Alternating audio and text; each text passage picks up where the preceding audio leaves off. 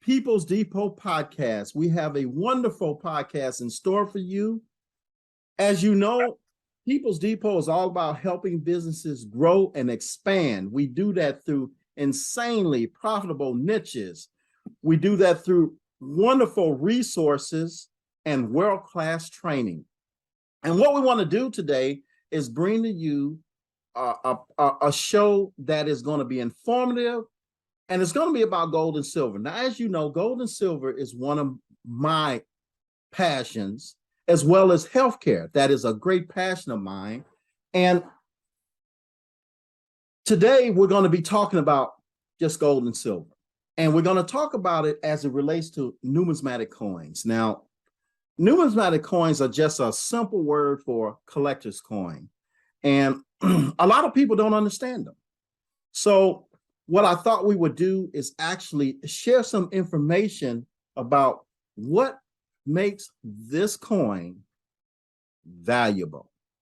Now, in the past, I first want to thank the audience for inviting me into their space. I've seen a lot of views on our videos, over 11,000 views on one particular video that was only out for 3 weeks. I want to thank you for giving me that privilege of being in your space. And I welcome the opportunity and the challenge to be able to bring you information that is going to help you, that is going to inform you, and help you to make informed decisions. So that's the reason why we do this. We also have a special guest, Miles Standish, and he had been here before. He was on our show a few months ago, and he is one of the most probably in-depth people with gold and silver. In fact, I want to share with you some information that I put together about his experience and accomplishments. He started grading professionally in 1984, worked at PCGS for 29 years, was co-founder of Collectors Universe, graded over 10 million coins. That means over 10 million coins passed through his hand. Who does that? Received Director of Excellence, was Vice President at NGC, authored numerous award-winning articles, books, and columns. As a matter of fact, let me just show you a couple of the books that I actually have. We can see we have the American Silver Eagles and the Morgan Dollar, which I really enjoyed. It was a great book, very, very informative. And so he's been author of books like that, created the first encapsulation holder housing a U.S. coin. And matter of fact, let me help you to appreciate even that. You see this plastic case? See, it's encapsulated. That actually protects that coin. That helps it keep its value. So that's certainly a coin that we can understand the importance of the encapsulation. Graded a number of significant rarities, such as the 1913 Liberty Nickels, and was given an award by Coin World magazine as one of the top 10 most influential people in numismatics from 1960 to 2020. Now, there was some other awards that was received after 2020, but that was a 60-year run, and the list goes on. Who does this? So we have Miles with us. Miles, how you doing? I want to kind of have you kind of chime in on us here. I'm doing fantastic, Steven. Thank you for having me on your show. I appreciate you being here. I thank you for taking the time to come. You know, we've had the opportunity to invite you on our show before, and we learned so much from you. My audience has learned a lot. I think that video got a lot of views, and I'm sure the audience appreciated it. I appreciated it, and it was really informative. I really, really like to be able to inform my audience about subjects that really matter. So, You know, it was interesting. I was reading some information about how you would actually spread coins over the table when you were young, in your beginning days. We call that the beginning days, which That's was right. probably beyond the beginning days. Yeah, And you would spread it over the table.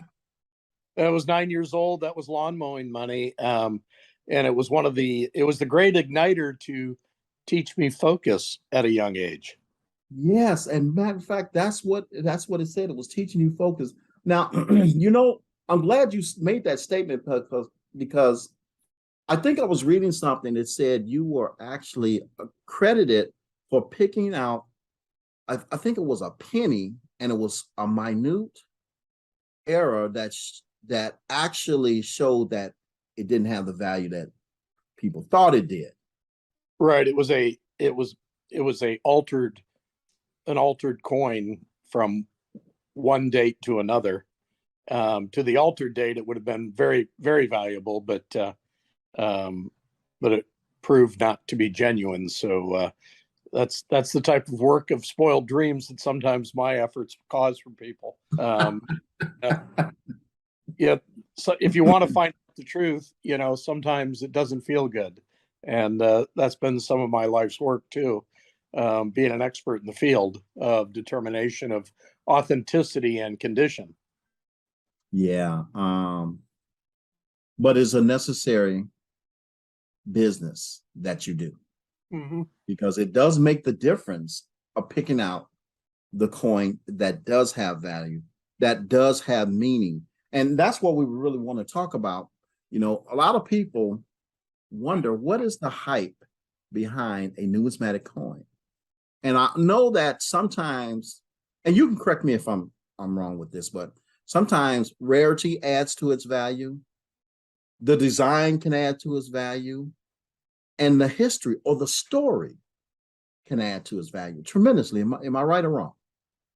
Yeah, that's right. To me, there's multiple facets in why a coin has value. Which creates the demand of the coin, maybe because of the lack of availability, the limitedness of the coins, or the condition of the coins, or the design of the coin. I In my work, I've tried to do it a little differently in some of my designs. I don't determine the amount of coins that are struck, but I determine the story, the design, and the emotions behind the coin, which I think are more important than the bottom line design of the coin. And that is the story, the sizzle about the coin. Many times can make the design even that more exciting to people. Um, and That's the opportunity I'm allowed being a designer this way, where a lot of designers that work for mints, they're usually given a project to with some parameters, and my parameters are unlimited. And I think that's why I can create coins with much more of a sizzle than most designers. You know, that's a great thing. And I didn't really introduce the audience to the fact that you're now a designer. I did go through all of the things you've done, and that's a great thing. As a matter of fact, we're going to talk about one of your designs today. We did get the privilege of talking about one of your designs in the previous podcast, and it was really interesting what you actually stated. I don't want to go back in the past. We do have that recorded, but it was just so interesting how you actually um some of the things you did. And so when you were sharing that with the audience, the idea of the story behind the coin would come to mind. And I remember I talked with you at a coin show, and it was just as clear as day that, you know, there's something in this. There's something out there. Hey, what hold on. Who is I got that? my little, I got my little coin grading friend with me. That's Oh, Nelly. okay. That's the secret, isn't it? That's the secret. That's the secret weapon right there. Okay. But anyway, it's the idea was just clear as day about having some type of ability to talk about the story behind the coin, because there are people really missing out. I mean, I had opportunity to collect years ago. I had a building maintenance company. I did a whole lot. I could have just did all kind of stuff, but there was no interest.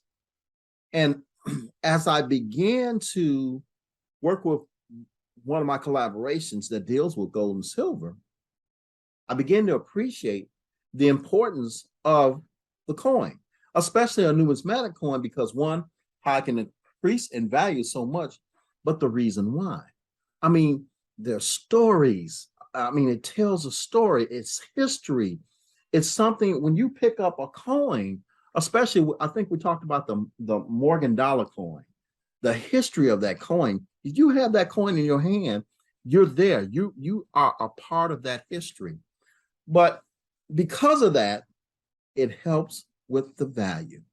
And so I want the audience to understand that there's a collaboration, of course, I have that makes coins like this available for even people that are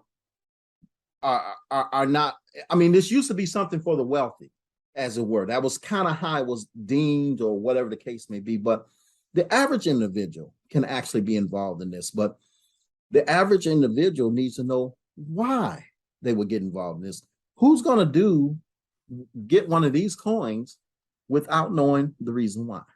And then how are they going to know which coin to get? So that's why we're going to talk about the story, because stories really tell it. But when you being a designer, when you can impart to the audience what you're putting into it, what passion you put behind the coin, hopefully they can get a clear picture of how this coin can be a part of their legacy and a part of their wealth. And that is the purpose of this show. I hope that we can impart that. Well, really you, Miles, because you're the designer and you love people. You definitely love people. So you are the right person at the right time to make this happen.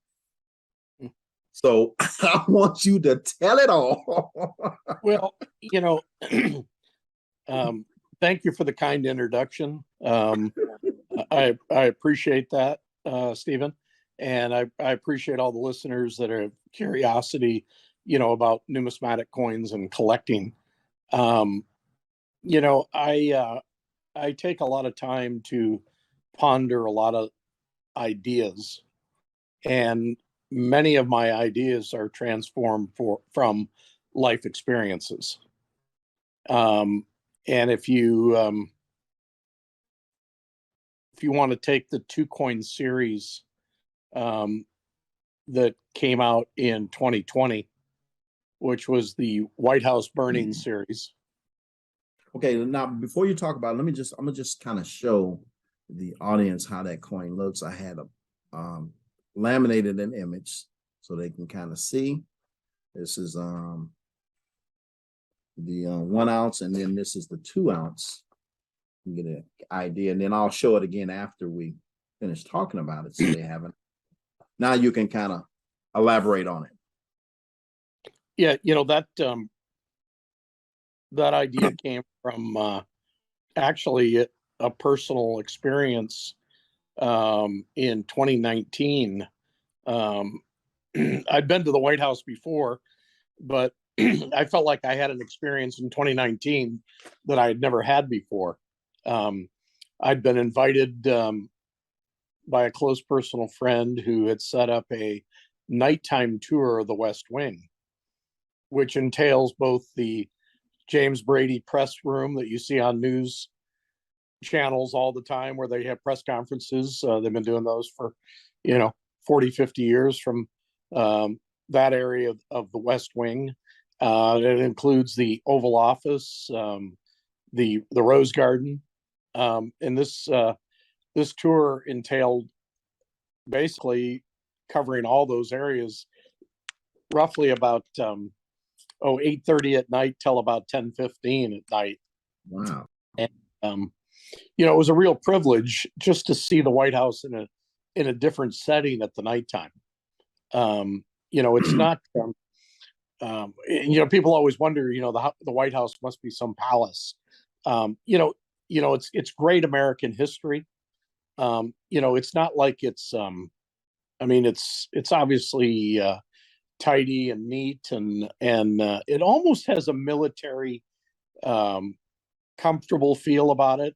It's more comfortable than it is pomp and circumstance, in the sense of being, kind of overly fancy. Uh, um, you'd have to understand by what I said. You'd really have to feel it to understand what I said. But I had a fabulous tour, and this was late in February in 2019, and and while at the Oval Office, with the four different guests that I was with, um, the building began to shake, and you heard a vibration, loud noise, and of course, being there the first time at that moment, I had no idea what it was, and I looked over to my friend, and they said, "What's that?" He says, "That's that's President Trump returning to the White House in Marine One." And even though it's a very old building, it's a solid building. It still makes any building vibrate and not feel as strong as maybe it is. But it was a thunderous sound. And remember, there's, they kind of play they kind of play a shell game. Um, you know, when the president travels in Marine One, there isn't just one Marine One. There's three of them, so you never know which one he is in for sure. And so that probably. Let me ask you one question about. So, is there three of them all the way to where he's going, and three of them all the way when he's coming back? Stephen, I'd have to kill you if I told you. Okay, I don't want that. Keep going. That's Miles's answer for, you're getting pretty. I only know what I see. I only know what I see, Stephen. You're giving me too much credit. You're giving me too much credit. Now, if you want to ask me about the missiles on the side of the helicopter, that's a different story. Okay. But that was POTUS returning from. It was actually his first trip and meeting with North Korea's leader Kim Jong-un, and they met in. That was their first trip meeting together. This wasn't when they walked into the DMZ or Trump stepped into the DMZ. This was a meeting that they had in Vietnam, and really? It was, like I said, their first meeting. Actually, to my knowledge, the first time a president had met with him before anywhere. So it was kind of a monumental trip for the country, and for the president at the time. But that vibration sound of the Marine One landing, it's nothing I'll ever forget. And of course, with the 2-ounce coin, you'll see out on the front lawn of the White House, you'll see Marine One there. And that was the inspiration for adding that to the design of the coin, because it was from a living live moment for me. And I found it to be very, very important.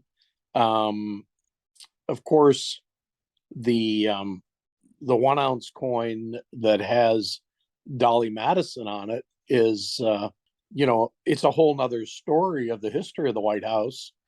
Of course, the War of 1812, obviously it started in 1812. It wasn't till 1814 that the British troops, 4,000 of them, stormed the White House, sat down and had a White House dinner, basically, and then proceeded to, after the dinner, burn down the White House.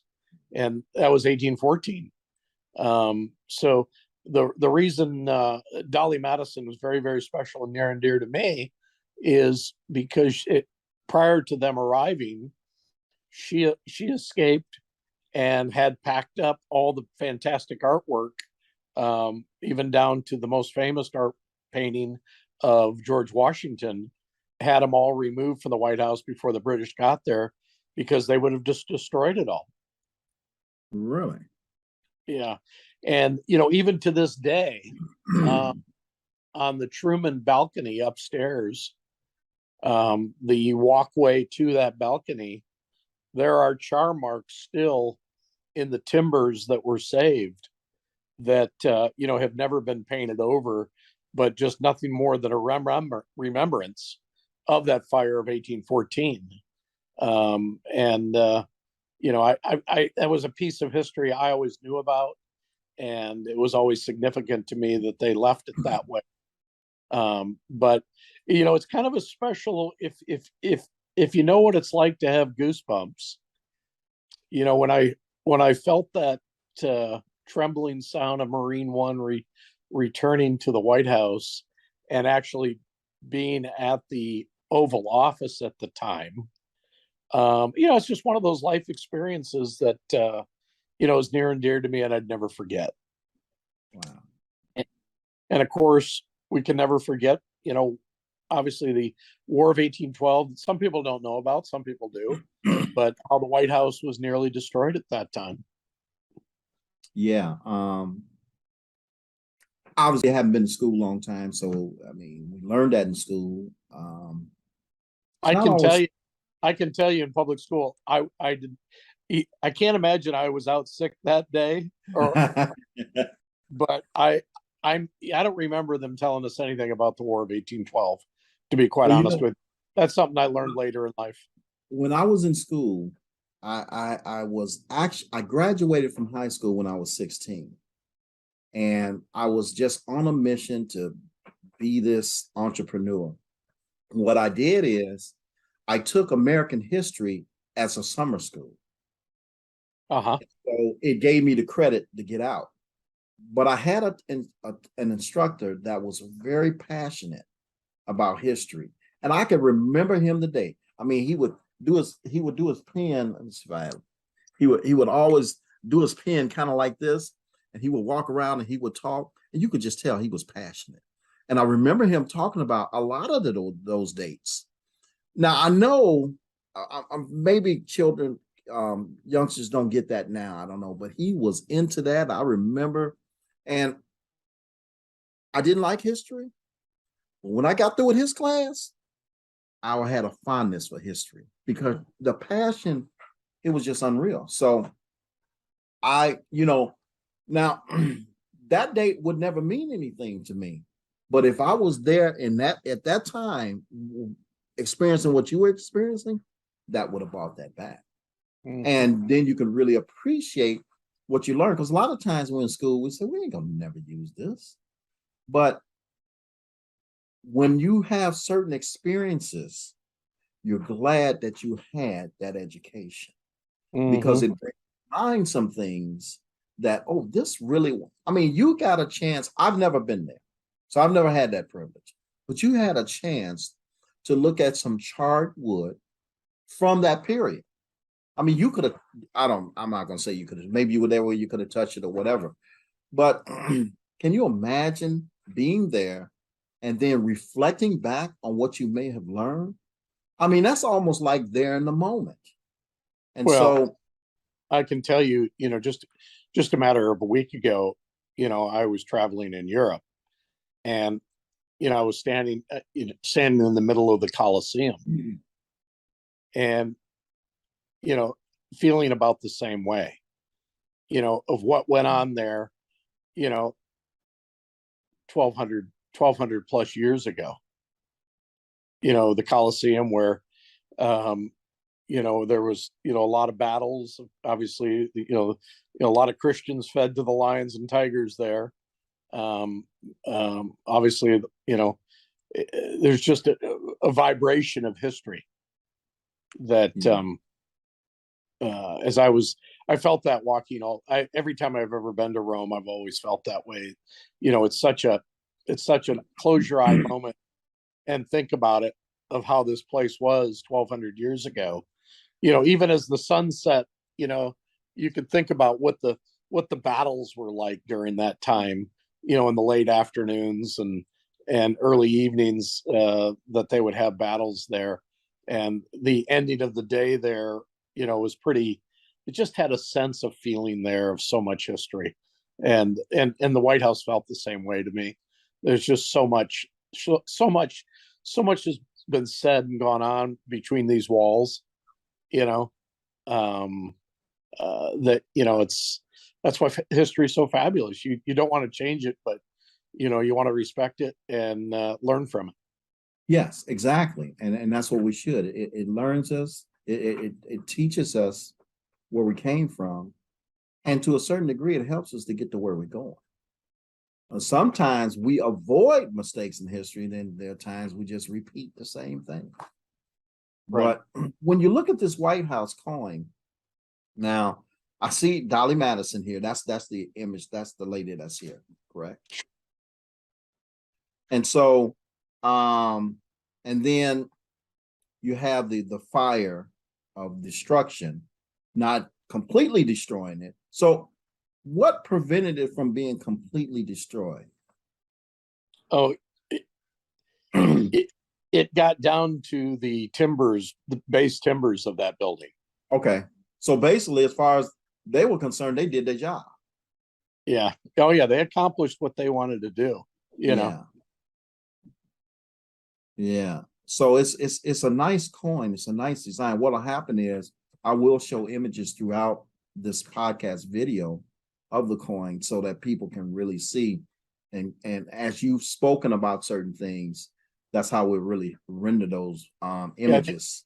I think some of those flames, which was the very technical minting process that had not been done before, um, were really well defined for this issue because it was so important for people to see that imagery, because I think a lot of people don't realize what happened to the White House.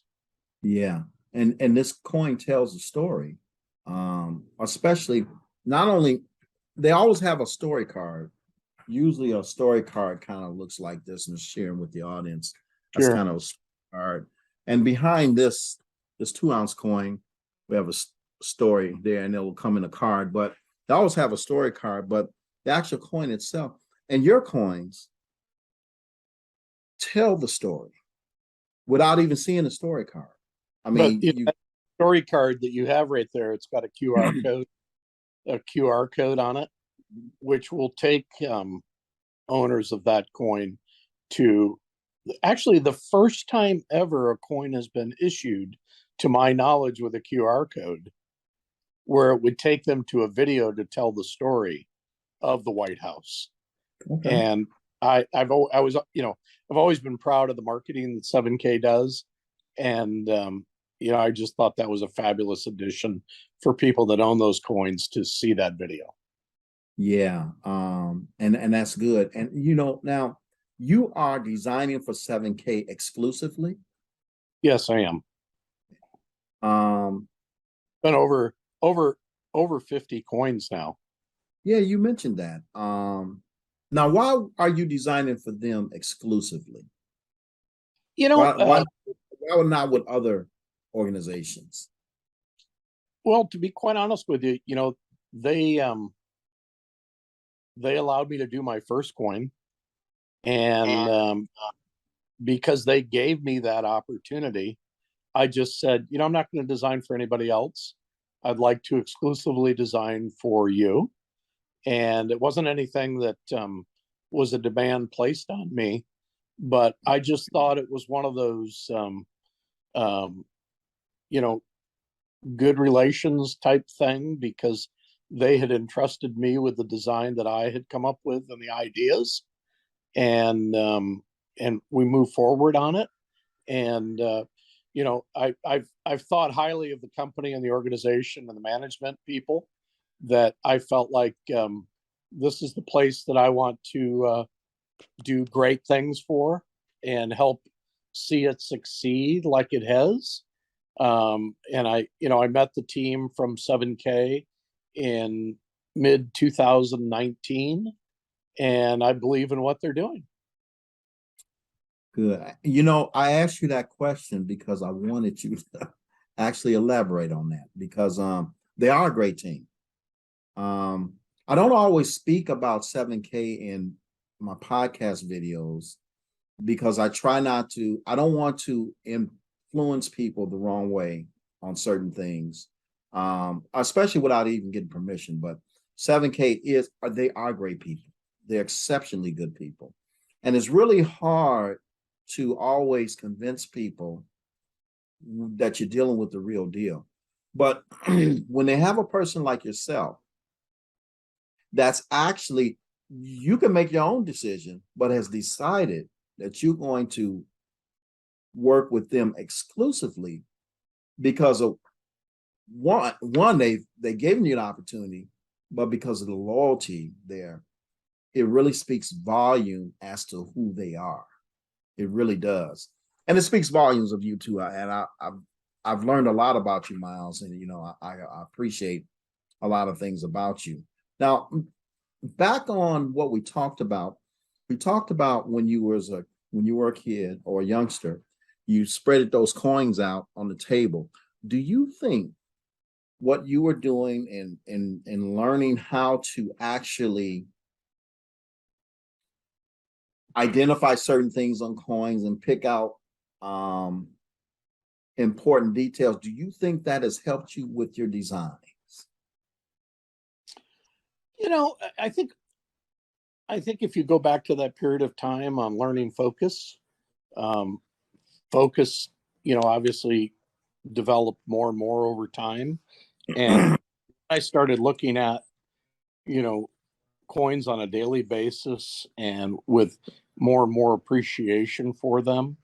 I think it's grassroots. It was the start. You know, every, you know, every crumb along the way adds up to the whole loaf of bread of what I do. Yeah, yeah, And, and I think that, I know that the first design that I ever came up with, you know, I had the idea for literally 7 years. And that's what I've always told people. Yeah, I got turned down the first time. um, I failed in executing what I thought should be a legal tender coin with my initials on it. And I'm proud to say, because I tried, I failed, and I kept trying again, and I executed it and got somebody to agree with me that it was a great idea, and it ended up being a great idea with the Statue of Liberty design. And I emphasize to listeners why I just said it that way, and that is, if you ain't failing, it's because you're not trying. And and I just say, if you get knocked down, you got to get back up and try again. And that's what happened with the Statue of Liberty series, which there's a lot of members that it's their favorite coin of all time. So even though I failed, it didn't mean it was a bad idea. Just somebody. matter of fact, let me show the audience. Well, you have the 5 ounce coin there, which I wanted to be able to see it. I'm hoping I can, sometimes the camera does a funny focus thing. And I'm hoping I'm doing justice, but again, I'll put images up. I think if you pull it from the middle of the screen, it'll show less of that circular light that you have. Can you see it pretty good now? Well, it's still hard, but I think if you come up with some imagery, printed imagery, you'll be able to show the viewers better. I'm gonna do that. Like. Do that. But, I just wanted to show the real thing. So I have a feeling you like that coin. Oh, please. This has equity in it. You realize that what people don't really realize, sometimes, you get a coin, it's just a coin. But a lot of times when I get coins from 7K, they already have equity in them, meaning they're worth more than what I paid already. So I love it. And that particular design, like I said, I got rejected by a foreign mint to do that design the first time, and I just kept trying. I was just looking for, it's like before I met my wife, I got turned down 10,000 times on the dance floor until somebody said yes. a never quit attitude. And we're gonna mention her too a little bit because she's doing some wonderful things. But yeah, your experiences are great. It is just good to see that you're in the designing chair, and you've done a lot of innovative things. I think I read something about where you started adding signatures to some of the, or you recommended signatures be added to some of the collectibles. And what did that do? Well, for years, many times the mint packaging from the United and by the way, I've been a very long time enthusiast of autograph collecting. And that's really was the trigger here of why this idea came to fruition. But the mint packaging that comes along with coinage from the US Mint many times has a facsimile autograph of the mint director. And what I decided to do back in the 1990s, and nobody had ever tried this before, I approached former US Mint directors because once a mint director, always a mint director. I guess there's only been about 40 US Mint directors in the history of the US Mint. So I started hiring former US Mint directors to sign autographs that would go inside certified graded holders. And for a number of years, I did that at PCGS with a lot of mint directors, coin designers, sports athletes, celebrities, two former US presidents, George H.W. Bush and Gerald R. Ford, on coins that they had significant ties to. And later, I got hired away from PCGS because NGC wanted to develop this part of the business. And I went and did that with them for 6 years. And, there's 500,000 coins a year or more that get certified with autographs, all hand signed autographs by different individuals, including myself. I have a certified line of coins that come with hand signed labels. Wow. That is amazing. That is amazing. Miles, you've done so much for the industry. It's obvious. I think my audience is going to really appreciate the story that you told behind the White House coin, helping them to see the significance of why coins can actually have a value. At least one of the reasons why they have a value when you talk about story. Design is kind of obvious. If the coin looks good, people's going to want it. If it looks bad, nobody's going to want the coin. That's right. That's a no-brainer. So if you got a beautiful looking coin, but if you can tell a story in the design, that does it that much more. And like you said, some mints, getting coins minted where you can do that, that's a feat within itself. And so you've been able to accomplish that. And I've seen you accomplish it many times over, in your coins. So the fact that you can tell the story without the text, you can see the story in the coin, does so much more for the coin. Mm-hmm. And one thing I like about 7K is that the coins don't take long to appreciate. Now, I'm not going to say that you can mint a coin today and it's going to be worth $1 million tomorrow. That's not what I'm saying. What I am saying is that they do appreciate much quicker than the average coin. And, I'm not a genius on these coins, but I see that. I mean, I'm here. I see that. I'm like, my goodness, this is doing it. It's coming to my house with some equity in it. It's a great business. I'm glad 7K has done what they've done. I know a lot of the principals, and they're great people. I've met them. I've shaken their hand. They're great people, and it's just amazing what they've done. Mm-hmm. And so I try to impart that and get the public aware of that.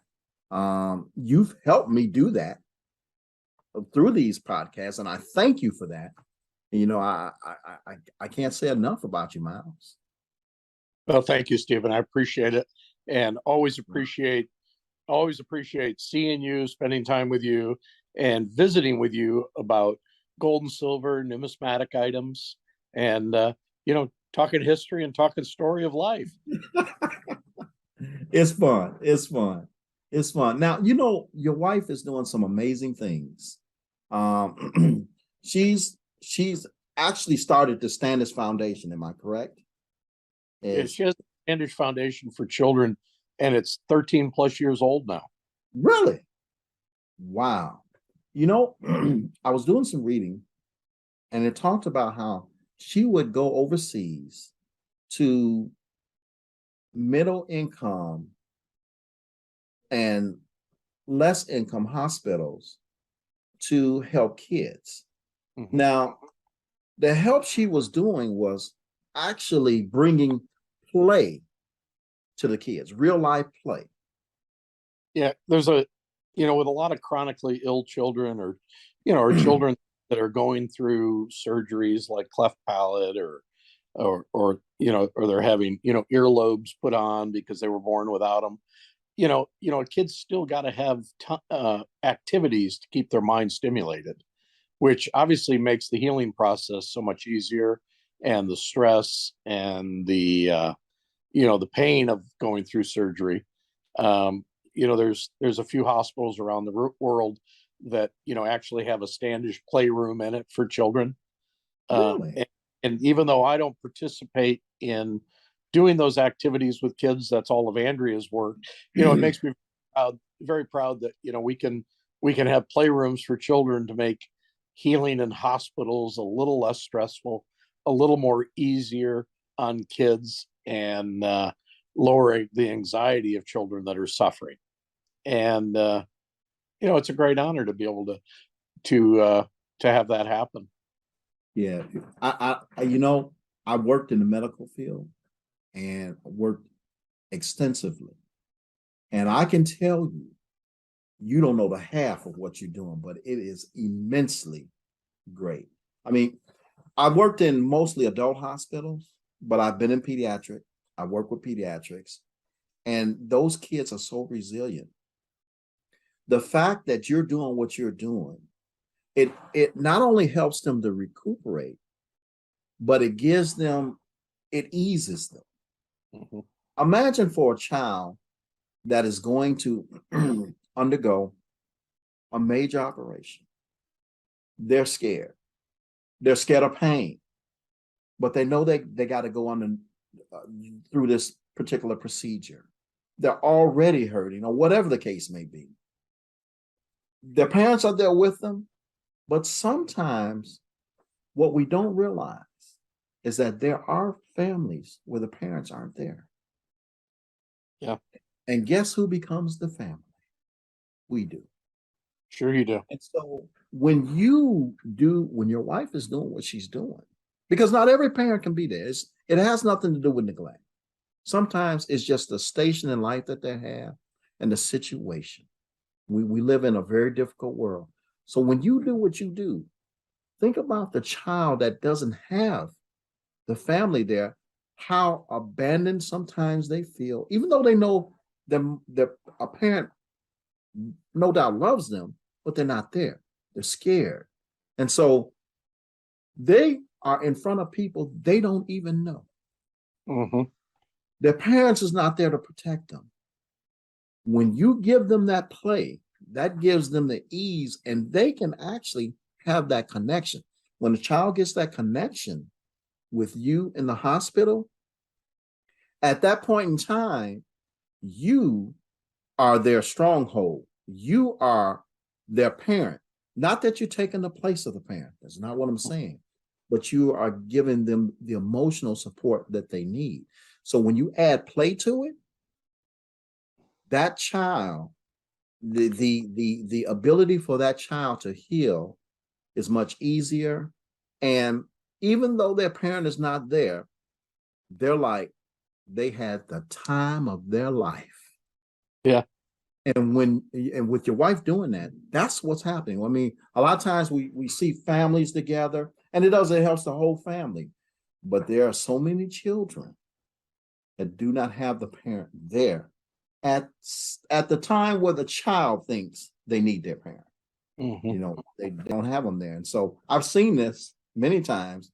I've seen it with adults, but imagine if adult is afraid, what it's like for a child. And so Mhm. you do a wonderful work. Now, Miles, if my audience wants to donate to your organization or to the Standish Foundation, how do they do that? Well, I would tell them to go to standishfoundation.org. I believe it's about halfway down the screen and on the homepage. And I would recommend that they watch the video of Andrea speaking about what the Standish Foundation tries to accomplish.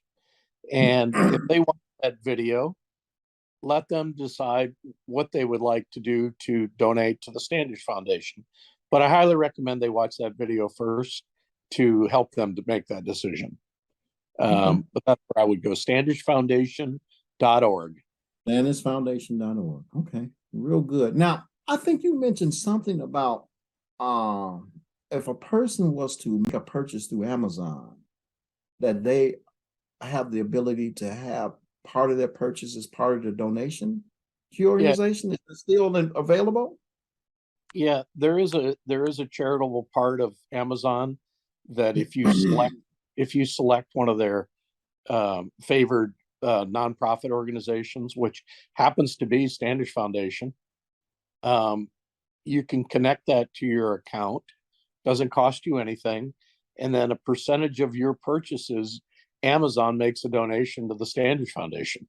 Okay, okay, and that's probably worthwhile because no doubt you will have donors that's going to donate, but when a person knows they can donate to help children without spending their money, that's a lot easier. you It, know? it, it doesn't it sound good to be able to purchase something you want and make Amazon make a donation to the Yeah, organ you choose? yeah, exactly. And so that's what I wanted to bring about. I wanted to I always want to do what I can to help your foundation be successful. Thank you. I have a great foundation, and you're welcome. And I love the work that you do. I've been in healthcare. I'm passionate about healthcare. I have some products that really deal with the health, the wellness of people that we actually deal with. So I'm very passionate about it. I may not have always said it, but I am. And so when I realized what your foundation was about, it's just a natural. I gravitate to it. I love people. When I'm whenever I had worked in the hospital, I was the class clown.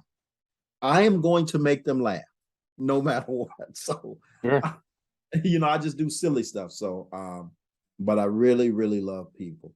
Miles, I want to thank you for taking the time out to Well, be on Stephen this. Jackson, you're a good man, and I appreciate your enthusiasm. I love the People's Depot podcast. I'm glad to help contribute, and I hope that your listeners enjoy the information that I provided through you today. And I thank you. Well, I thank you and you're welcome. It's always a privilege to have you. And I'm sure the listeners will benefit. I'm trying to give them that focus. So I want to thank you. And I want to thank your wife for all that she does. I know we never have her here, but she does a wonderful work. It's wonderful when you can actually help people uh, with difficult situations and you do that. But it's because you both love people. You complement each other. You both love people. And when you do that, Miles, it's just gonna grow. That's why people like you so much. I mean, you know, I remember I was listening to a person, it was in a church, and they were given it was a funeral situation, and the speaker was talking about this particular person who was well liked, and it was a lady. It was a friend of mine as well, and he made the statement: "Have you ever known a person that you never can think of something bad to say about?" Mm. And that was that person too. We were thinking this lady, you never nothing bad ever came in your mind. Miles, you're that person. Oh, well, thank you very much, Stephen. That's very kind. No Well, problem. I've always felt that way for you. I have a real kinship, and when I see you, it's like, how can I help you? I know you do. I know you do. And see, I know you're busy. And, And when I say, how can I help you? It's not what I can help you out of. I know. But thank you so much. And I hope that our audience has enjoyed. We're going to conclude this podcast, but we want to let everyone know, please visit peoplespodcast.com. You can see a video version of this podcast on our YouTube channel. The audio version would be at peoplesdepotpodcast.com. If you want to donate to the Standish Foundation, you want to go to standishfoundation.org, or simply select them as you're purchasing on Amazon. And I know just about everybody purchases on Amazon. So I want to thank all you listeners for taking the opportunity to allow us to come into your home so you can listen to something that we can share with you that hopefully will build a legacy for you and your family. I thank you so much. And please, when you see this video, click the subscribe button, please. I want you to subscribe because we have a lot of exciting new information we want to bring to you that will hopefully help you, your family, and friends. I want to thank you so much. And the only thing I have left to say is, see you later.